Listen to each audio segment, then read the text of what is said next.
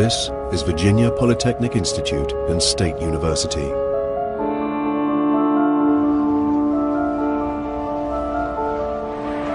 Outside the United States, it was little known until last year.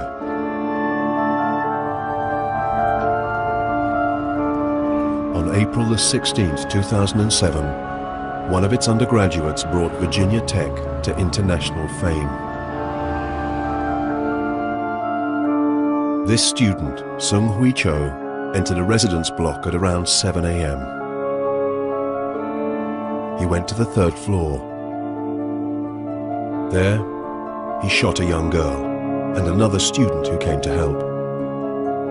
Unnoticed, the killer returned to his room. Methodically, he rearmed himself and changed his clothes. Then he posted a package containing video clips and photos from nearby Blacksburg. It was addressed to NBC television. On his return to campus, he went to a classroom building, Norris Hall, chain shut the doors, and calmly embarked on the worst mass shooting in modern American history.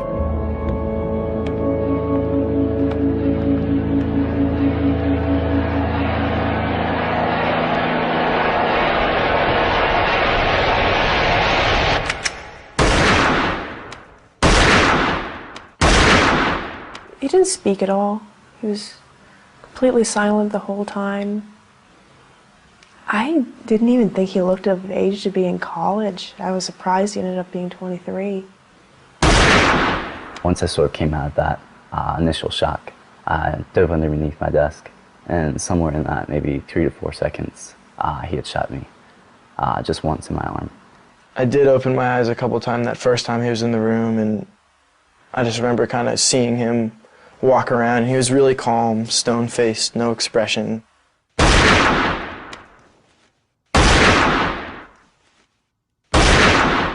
He maybe fired 20 shots total and went down the hall to the next class. And at that point, our class was just decimated. Nobody was moving, nobody was screaming. It was just this overwhelming smell of gunpowder in the air. You could almost see it. It was like darkness had fallen on the room. I think I realized that it really couldn't have been fake because the guy to my left, not only was he shot multiple times in the torso, he puked because of the pain, I imagine. I remember thinking when he was shooting everybody, what a coward. He thinks he's doing a noble thing and he thinks he's being like a big shot or something by killing people, but these people are defenseless.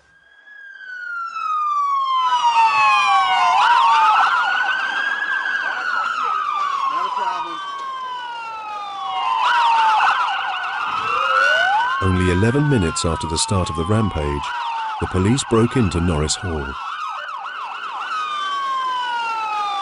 Cho heard them enter, put a pistol to his temple, and shot himself.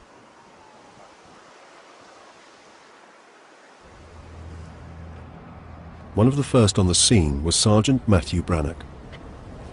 Just that amount of people and the magnitude and the nature of how they lost their life was just overwhelming. When we entered the stairwell, there was already blood running down the steps in a constant stream. When we came to the second floor landing and there were the 2 deceased people there, obviously, you know, the blood or whatever was coming down the steps was from them. Coming down the hallway, it's just all strewn down the hallway. You know, the floor was just painted red, and at that particular point, it's breathtaking. To go from one room where you see several people who have lost their lives in an incident, to go to another room that's twice that many people. You know, at that particular point, you're starting to get a sense of, you know, wow, this is a tremendous incident. What drives somebody, what state of mind gets them to a position to where you can carry out something like this.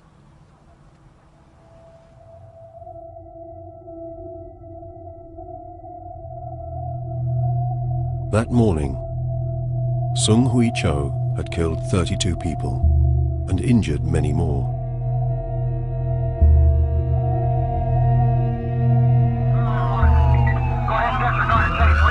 His was the worst example yet of the recent wave of school shootings. In 1 week alone in 2008, there were 4 such attacks in the US.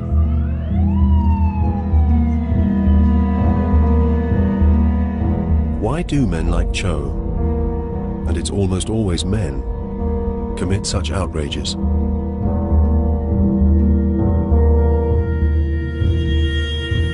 The Virginia police mounted a massive investigation. By the end of the first day, we had upwards of 300 people there. By the second day, we had about 450 people there. We've gathered a ton of evidence. One force, one mission, for justice, bring it! One of the things that we desperately seek in determining motive and why it happened is some idea about how we can prevent these sorts of things in the future. So having some understanding as to why Cho felt the way that he felt would go toward our ability to be able to stop any sort of event like this. Initially, the media claimed that Cho's first victim, 19-year-old Emily Hilscher, was an ex-girlfriend, that this was a crime of passion. The police have since dismissed this motive, but they're struggling to find any other. Somebody today said, well, we can't find any connection between Cho and any of the victims. Thanks. Thanks, sir. It's really, really frustrating.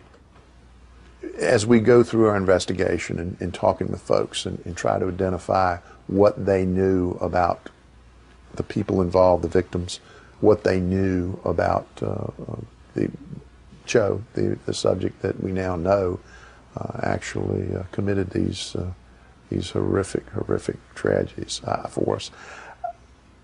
We still at this point haven't learned why he may have done this.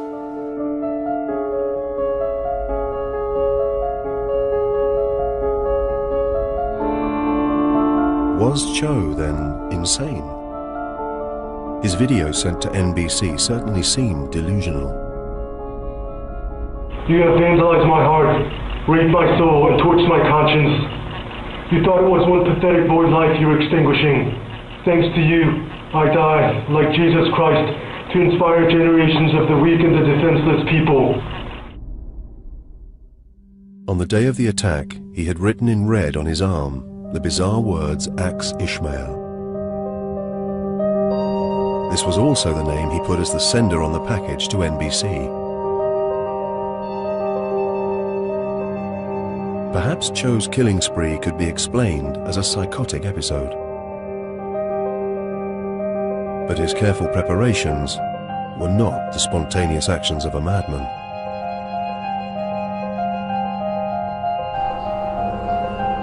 Cho purchased his first gun and collected it from a pawnbroker's 2.5 months before the shootings. 5 weeks before the shootings, he hired a van in which he taped some of his diatribe. Then he went to nearby Roanoke to purchase a second gun, a more powerful Glock 9mm. He practiced shooting at several ranges in the area and continued to buy ammunition. 8 days before the attack, he hired a room at a hotel where he recorded more of his videotape. 6 days later, a man was spotted acting suspiciously in Norris Hall. The doors were found chained shut. The police think this could have been Cho carrying out a rehearsal.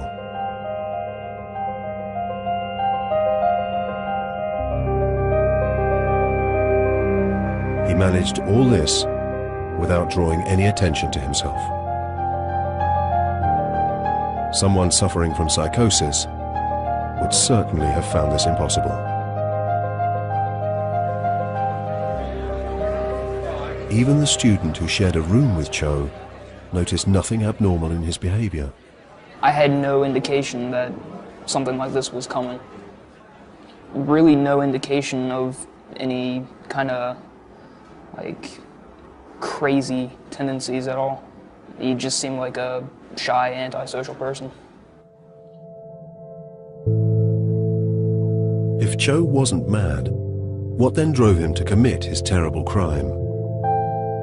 In the video statement Cho sent to NBC, he gave his reasons. Do you know what it feels like to be spit on your face and have trash shoved down your throat? Do you know what it feels like to dig your own grave?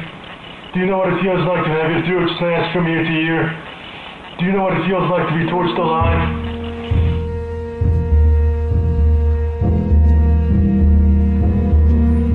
Cho's justification for mass murder seemed to be the innumerable hurts that he'd suffered.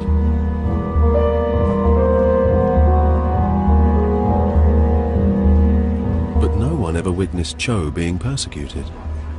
I have no recollection of ever seeing anyone like attack him in either like verbally or physical or anything like that. In the year I lived with him, and then the year after I lived with him and saw him, I never saw him picked on. Nobody ever bullied him, pushed him around. You had everything you wanted. Your Mercedes wasn't enough, you brats. Your golden necklaces weren't enough, you snobs. Your trust fund wasn't enough. Your vodka and cognac weren't enough. All your debaucheries weren't enough. Cho claimed to be punishing a decadent and corrupt community.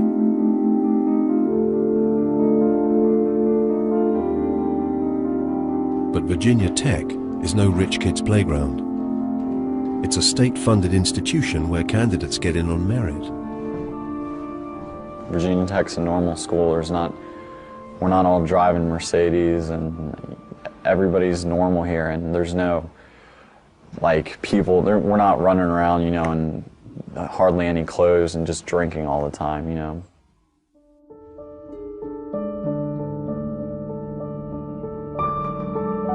It's said that the child is father to the man. So if Cho wasn't being bullied by rich college kids, can we trace the origins of his bitterness back to hurts he suffered in his childhood?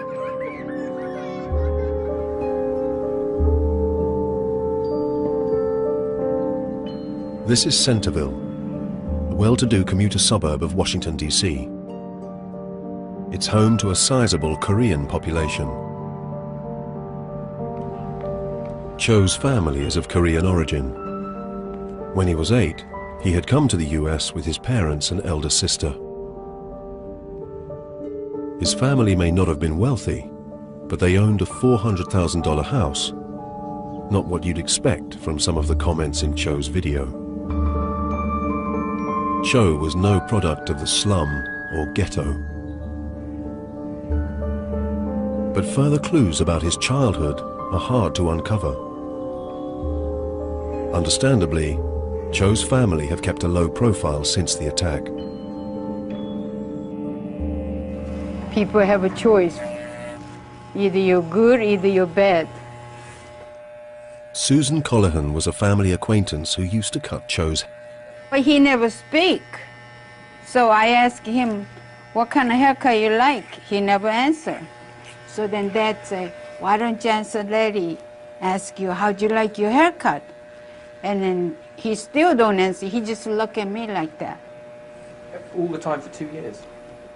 Yeah, hardly speak any. I asked my mom, you know, I say, did he talk any? She say, yes.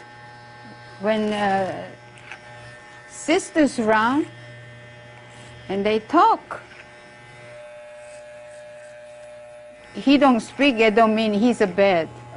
Because he don't speak.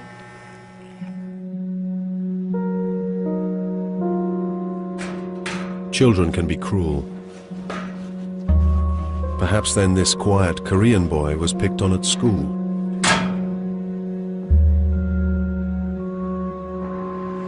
This is Sung Hui Cho's high school. It's a large institution with 3,200 students. It's in the top 50 high schools in the whole of America. and has the proud motto, united in excellence, committed to achievement.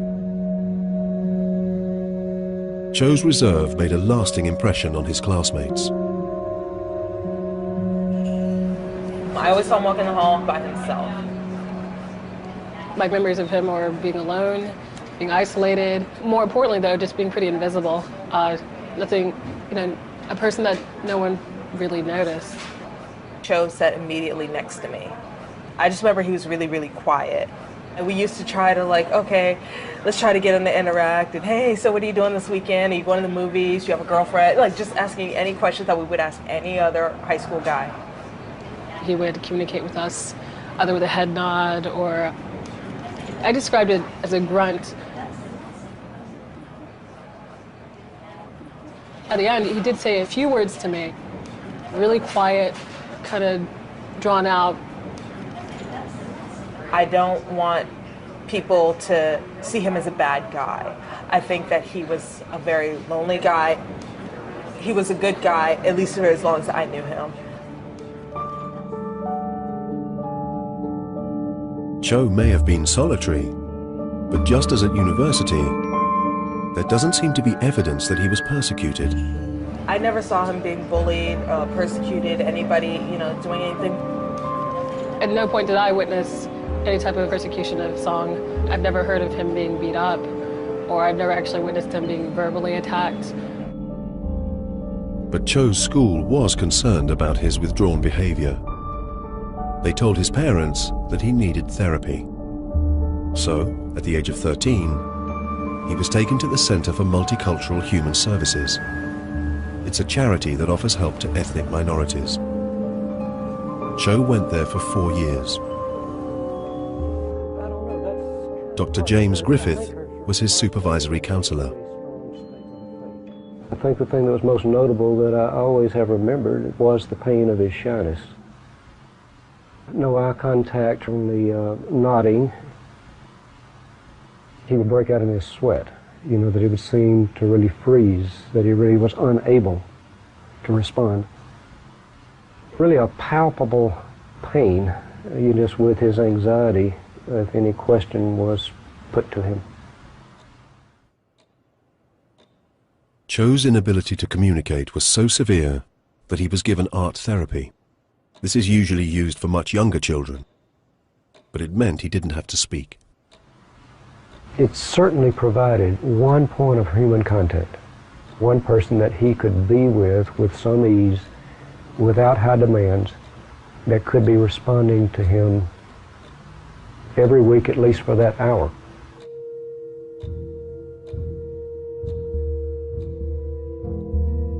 But then something happened that revealed another aspect of Cho's personality.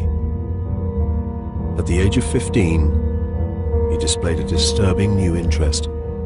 Shortly after the Columbine shootings, he wrote an essay at school that alarmed his teachers. There was no threat against anyone, but he did talk about identifying with them. Cho was identifying with Eric Harris and Dylan Klebold, the high school killers who had massacred 13 before shooting themselves. This fascination with Columbine would stay with Cho. In the package he sent to NBC on the day of his killings, he included a letter.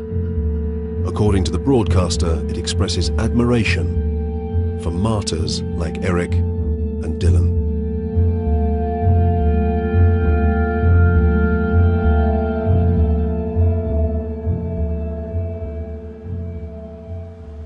His therapist decided that they needed a psychiatric consultation. She was concerned that he was depressed.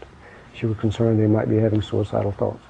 So we did a psychiatric evaluation, and diagnosis of selective mutism and possible major depression were made. Selective mutism sufferers can speak, but have such severe social anxiety that they withdraw in certain situations and will not communicate. Children with selective mutism have difficulty socially, emotionally, and possibly academically. When these children are left untreated, this completely affects their self-esteem, their self-worth. They often are very lonely individuals. They can be very sad at times. Many individuals feel very frustrated over the loneliness, over their inability to engage with other people. What sound that makes. And if you push air through the teeth, that's a s. Very good. But what's important to understand is there's no link between selective mutism and violence. And what was going on with Cho was a very complex situation. By the time Cho's condition was diagnosed, he was a profoundly damaged young man. Save for occasional conversations with his sister, Cho had hardly spoken in his life. Why then had his parents not sought treatment sooner? Certainly roommate Andy Cook was struck by what he felt was a coldness between Cho and his parents. It wasn't a typical family interaction. They just dropped him off, waved goodbye, and that was it. No hugs, no call us, we'll call when we get home, or any of those normal interactions that a family has. I've never seen anyone that be that far away from their family. Perhaps there are clues in South Korea, where Cho was born and lived till he was 8.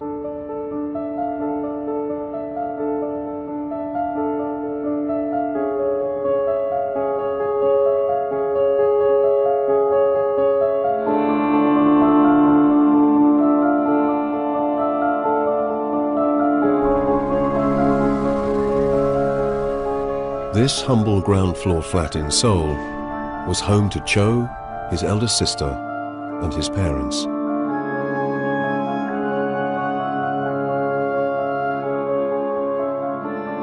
Some of Cho's family still live nearby.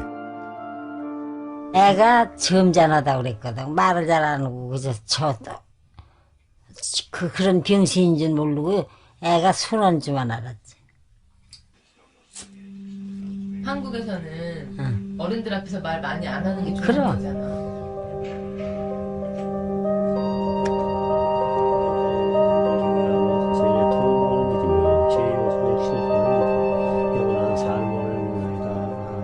얼마나 그 가슴이 아프겠느냐 이런 생각이 나도 계속 납니다. 그리고 그런 그 부모들이 얼마나 그 괴로워하겠느냐 이런 생각이 이제 나고 죄송하게 생각한다.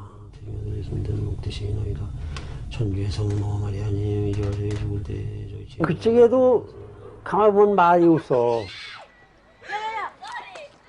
그러니까 만아이가 그저 조그만 때도 말이 없으니까 이게 수줍어서 그런가 보다.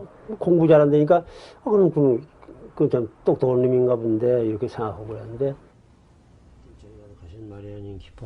주님께서 함께하시니 여인이 되시며 태중하다. 사흘에는 사람들 그냥 일밖에 모르고 자기 식구밖에 모르고 전형적인 한국 사람이야.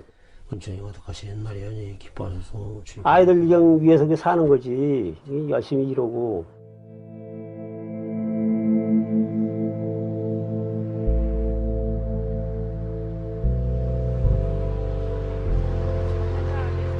South Koreans work some of the longest hours in the world.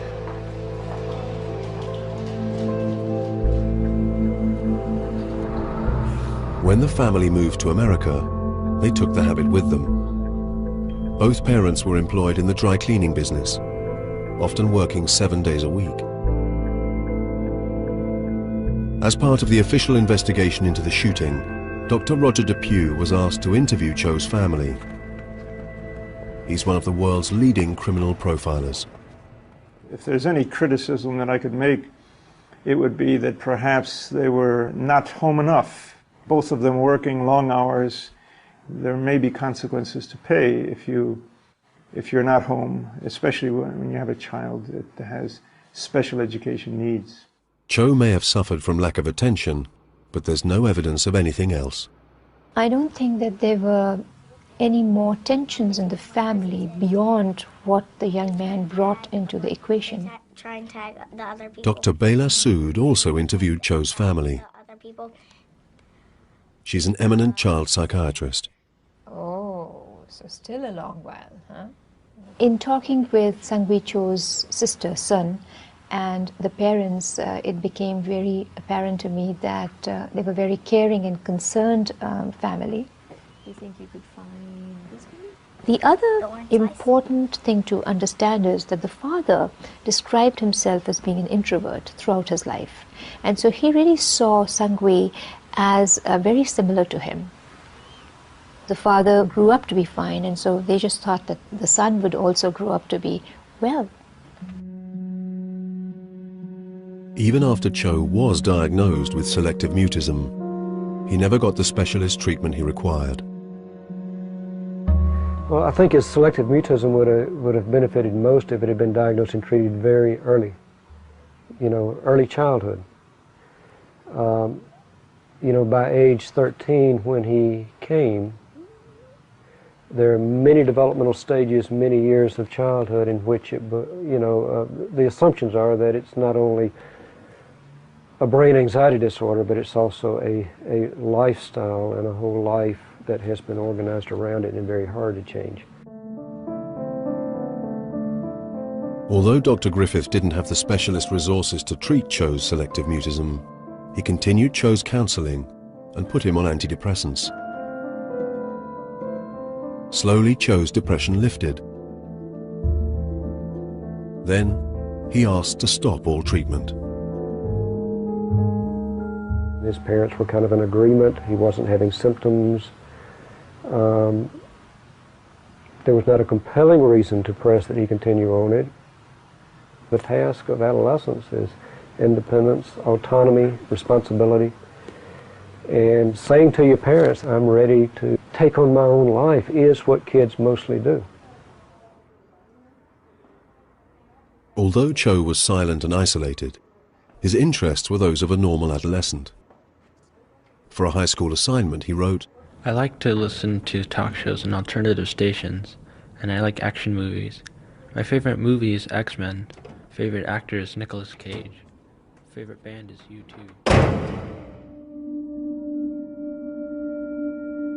A year later, in 2004, Cho got into Virginia Tech, 160 miles from home. He was going to study business information technology. He was very excited. He was the one who wrote his applications up. He received no help for that, and so was very self-directed. And the parents were actually happy for him that he was taking the initiative. And Sun, his sister, actually said that they were very surprised with how determined he was and that he made it happen for himself. Cho's medication, counseling, and the support of his family and school had given him a new confidence, even though he still had selective mutism. So how then could this quiet, self-contained young man have become someone even his family said they didn't recognize? You had 100 billion chances in the ways to have avoided today, but you decided to spill my blood. You forced me into a corner and gave me only one option. The decision was yours. Now you have blood on your hands that will never wash off. It was during his 3.5 years at university that this shy young man turned into a murderer.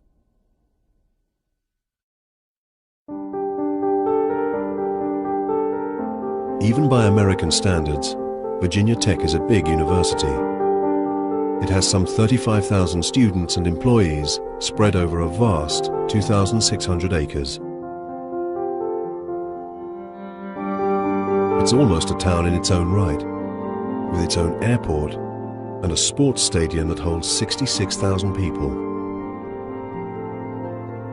For Cho, it was an easy place to get lost.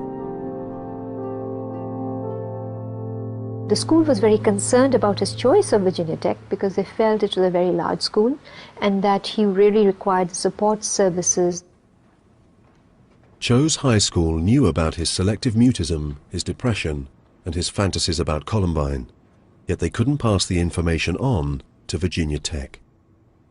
Disclosure of any disability is considered a private matter, and neither Cho nor his parents chose to offer it. Cho's first year studying business passed smoothly enough. He handed in his work like other students, and his grades were good. He blended in, quietly.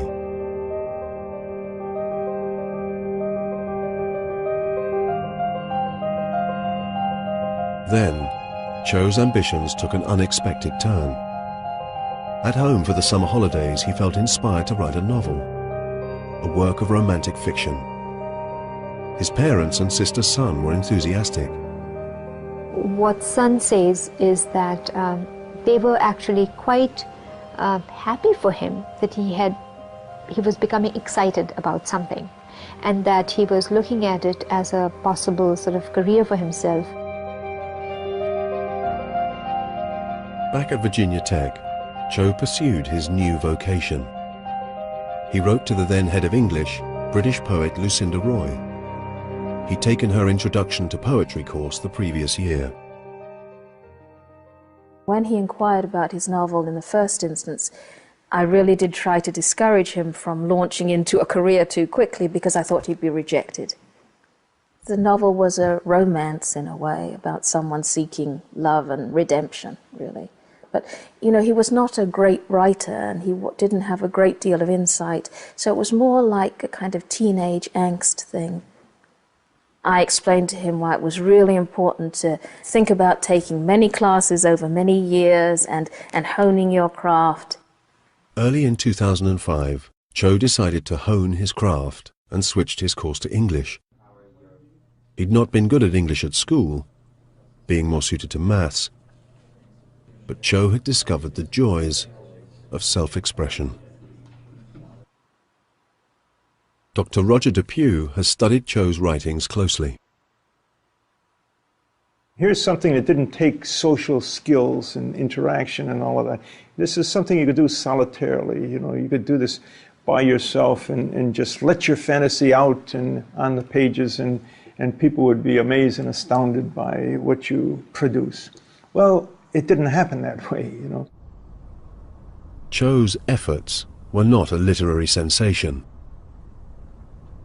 His grades were poor, and then later that year, a publisher rejected his proposal for a novel. He gets less than the level of praise or the level of acceptance that he had hoped for. Instead, he gets criticism and even some bad grades. He can't bring it off, you know. And when his son says, lots of people have books rejected, and maybe I could help you, maybe I could edit it, and he wouldn't allow her to read the book. His sister was a very intelligent young woman, a graduate from Princeton University. There's always some kind of sibling rivalry, you know. Cho's fragile bubble of self-delusion was popped. As 2005 ended, his behavior became increasingly odd, even defiant. In my British literature class, he sat in the back corner and he didn't introduce himself as anything but question mark. And of all the questions the teacher prompted when she asked him to introduce himself, that was the only one he answered. First, Cho just seemed shy to us, but once he really went out of his way to make sure that nobody could interact with him, it did come off as arrogant. When he came into the class, he would keep his head down and walk straight to his seat. He would just sit back there and do nothing. I tried to say hi to him once, he didn't respond, and if anybody else said anything to him, he didn't respond to them either. And when the class was over, he would leave without running into anybody, talking to the professor, anything. He's the most antisocial person that I've ever met. Professor Giovanni got in touch with me, I believe by email and also verbally, to let me know that she didn't wish to teach this student that she had in her class anymore. She was very concerned about him, and that he'd been rude, she felt, and that something that he'd written seemed disturbing to her. So I wrote to him, and I recognized the name, and I realized I'd had him before. And he walked in, and he had a a cap that was pulled down very low over his eyes, and sunglasses on.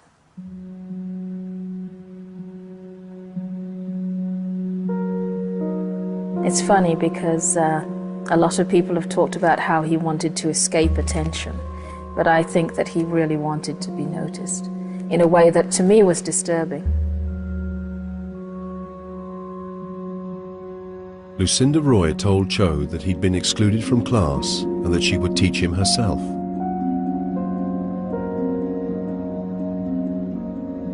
Then he left the room, but he was so sad, it seemed to me, that I ran after him and gave him a copy of one of my books and just said, here, this is for you, would you like to read that? And it seemed to me that he was crying. The two of them met several times. Although these were tutorials, Dr. Roy encouraged him to go to counselling and tried hard to understand him.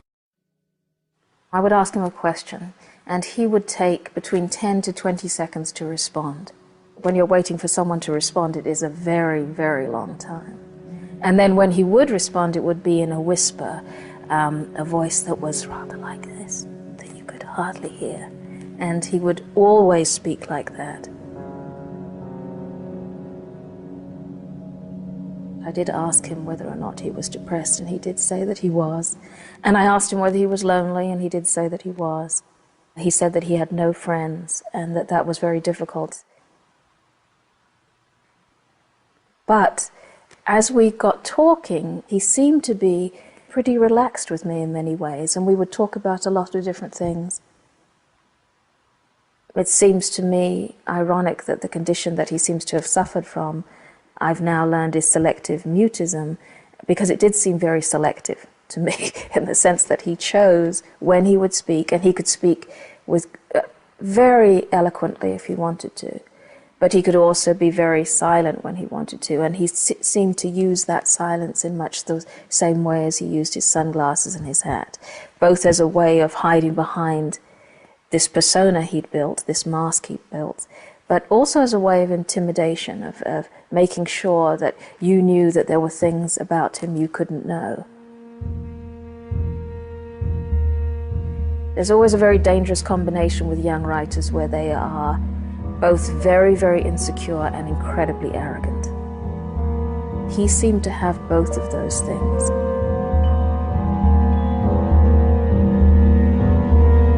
Andy Cook was one of Cho's dorm mates that year.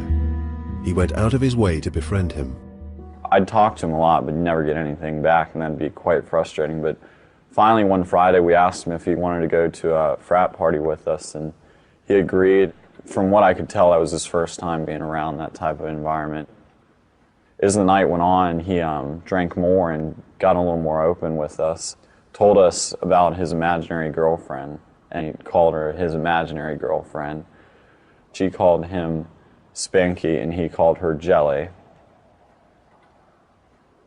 We went back to a friend of mine's dorm and sung. It kind of goes without prompting, you know, you want to see something cool, and that was really unusual for him to initiate conversation. And he pulled out a knife and just started stabbing the carpet, kind of slow and deliberate. I guess he was trying to grab attention.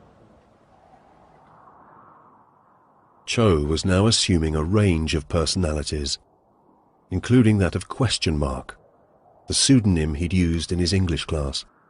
Question Mark, he said, was his brother. And there was a Facebook profile to go along with this, and he was really obsessed with being cool on this profile. Put this picture of this weird figure, and Question Mark blocking the face. Said he lived on the 6th floor of Cochrane, which wasn't possible. There's only 5 floors, and he was in room 666. And he's got this girlfriend that lives in outer space and travels on a spaceship. As Cho began to feel comfortable in Andy Cook's company, he started to ring his newfound buddy.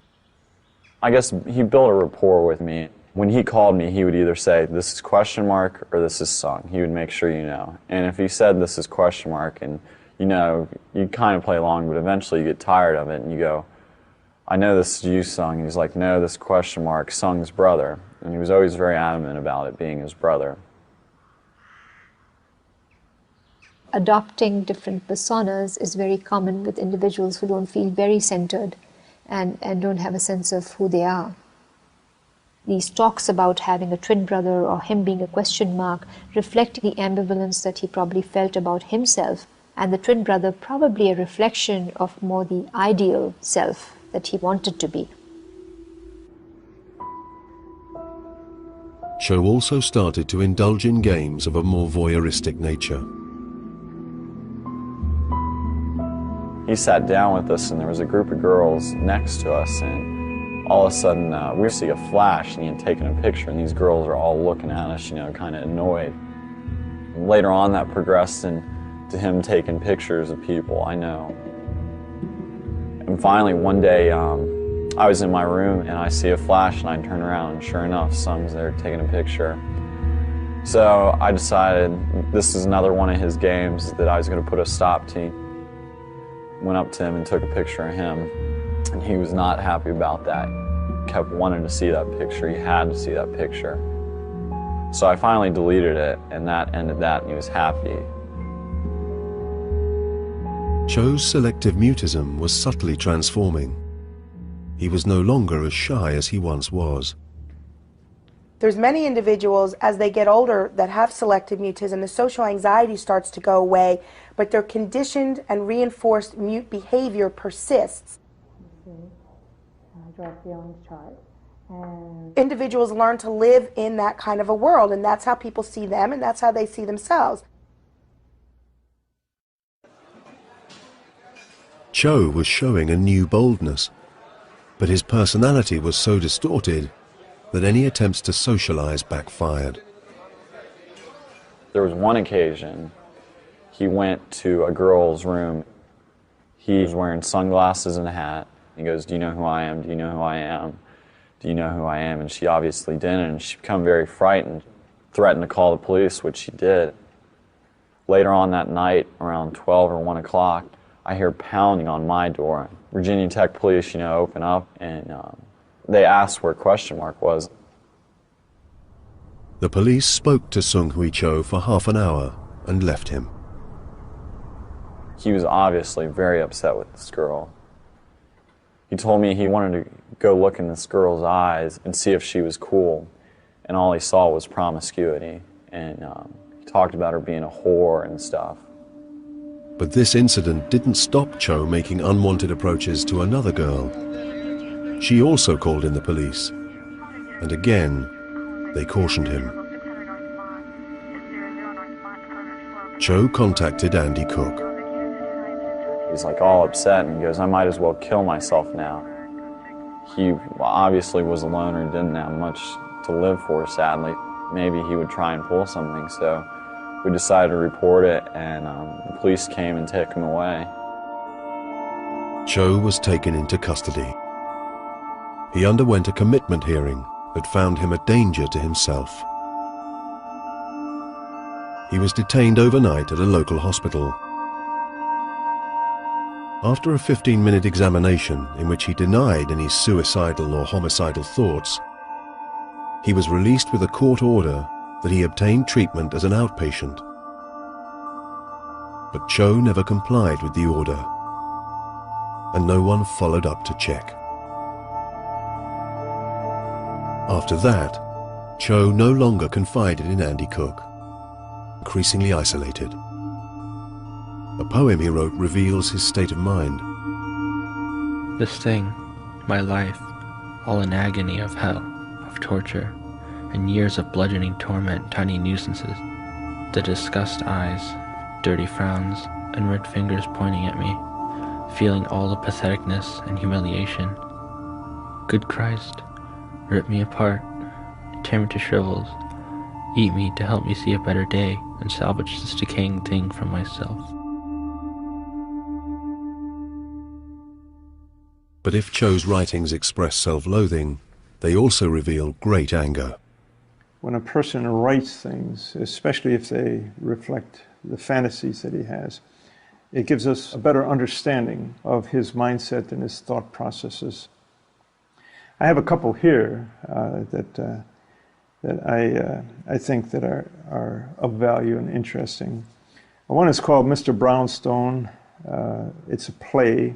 I can't believe we got in using the fake ID. In this play, the hero John and his two teenage friends illegally get into a casino. Together they bemoan their lot. After a long day of school, we just want to be left alone. There's like no safe place for us to hang out. We can't hang out in front of the grocery store. We can't hang out at the park. We can't hang out in the street. The only place where we're safe from that him is behind the shitty dumpster. Mr. Brownstone. I'd like to kill him. In many of his writings, there are other peers that are with him. I think that shows the tremendous desire that he has to fit in, that he would like to have friends. Aren't you guys a little too young to be here? And even if he has to suffer, he would like to suffer with his friends. Is it me, or do you smell evil in here? Not just evil, but old, too.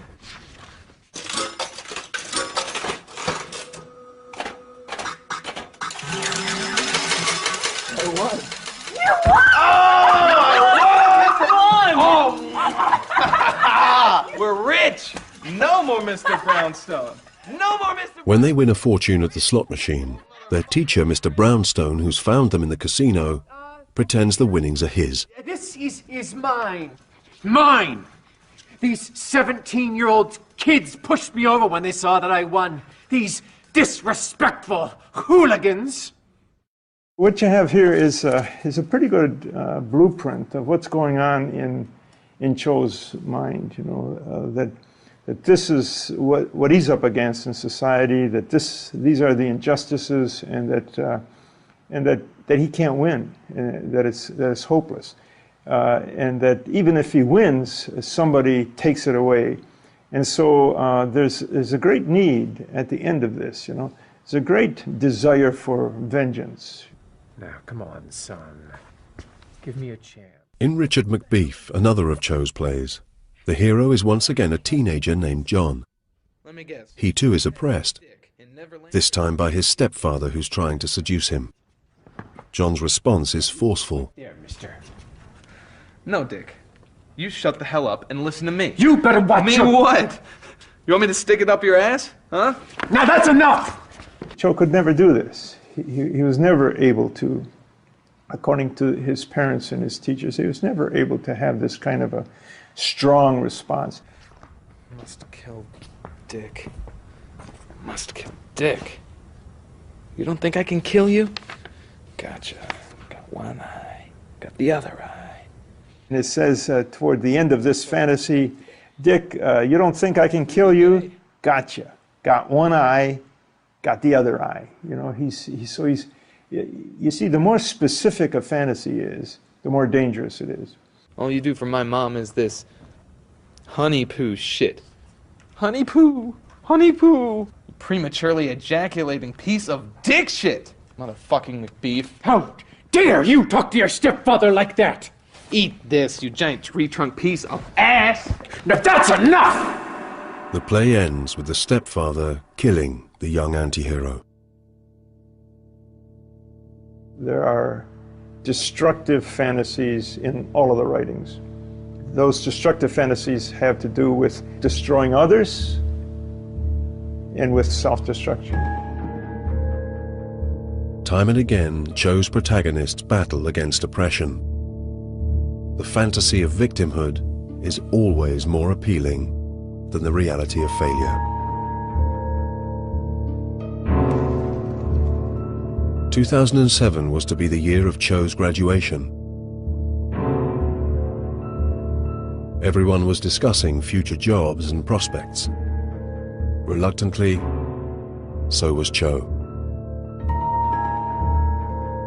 As with many Asian families, the notion of not having employment is always very concerning to parents. So I did get that sense in the interview with them that they asked him, what are you going to do after your graduation? Do you need to go to graduate school? And he said, no. Okay, so should we find some work for you, or do you need help with that? And he said, no. So they probably were beginning to wonder what was going to happen, and so was he. But the market for mediocre English majors is never very promising, and Cho couldn't come to terms with his own failings.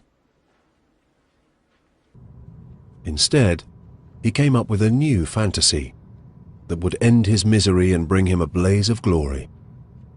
A persona he called not Question Mark or Spanky, but Axe Ishmael. He could not succeed, so he said, okay, how can I leave a mark in a way which no one can take away from me? And how do you do it in a way which would grab the world's attention? He was sort of moving away from this victim role of someone who the world did not consider sort of strong into creating a sort of a macho image for himself, donning this persona where the aggression towards himself and aggression towards the world are put together, forms this final act of revenge on the world. He lays out this plan and his role in the plan. He begins to feel much better about himself. He begins to see himself as a person who can pull this off. He can do this. Cho had captioned the photos he sent to NBC, and some of these photos with their accompanying text have been released, with the swearing excised. Oh, the happiness I could have had mingling among you hedonists, being counted as one of you, only if you didn't the living out of me. You could have been great. I could have been great. Ask yourself what you did to me to have made me clean the slate. Are you happy now that you've destroyed my life? Now that you've stolen everything you could from me? Are you happy now? All the you're giving me, right back at you, it's hollow points. Don't you just wish you finished me off when you had the chance? Don't you wish you could have killed me?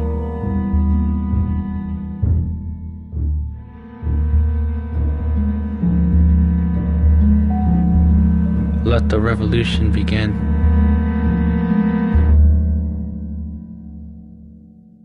Once the fantasy gets to a certain point, they're all the enemy.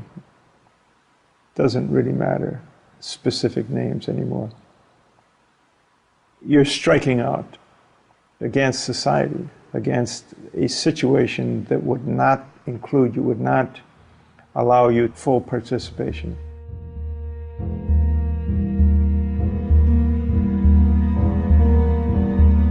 And so it was that after months of planning and playing at being a killer, Cho left his room on a cold April morning. He loaded his weapons and went to West Ambler Johnston Hall, and 2 hours later to Norris Hall to commit his acts of murder.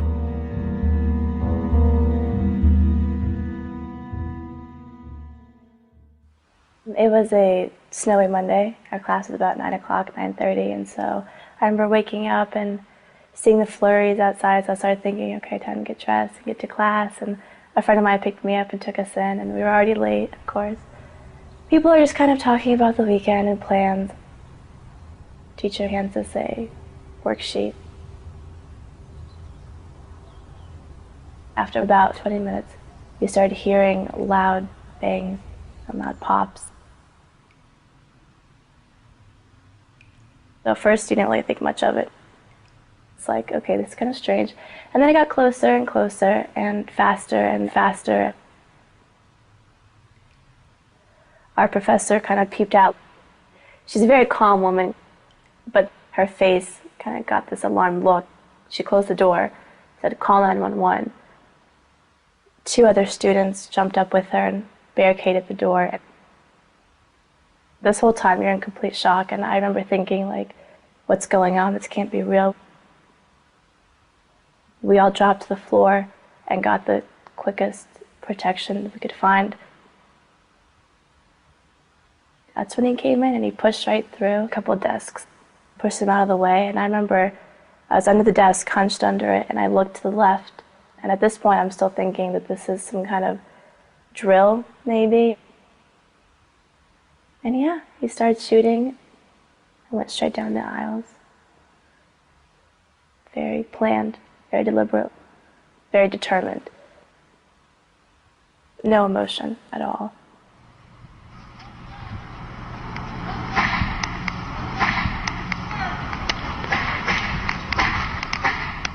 Every so often when he would fire it, they'd be accompanied by a yelp or a scream. I remember a bullet hit the wall 2 inches above my head. I remember looking up and the powder from the wall brushed my arm and I could smell the debris, and I was just like, this is real. It was all pretty much a blur after the first bullet hit and the searing pain.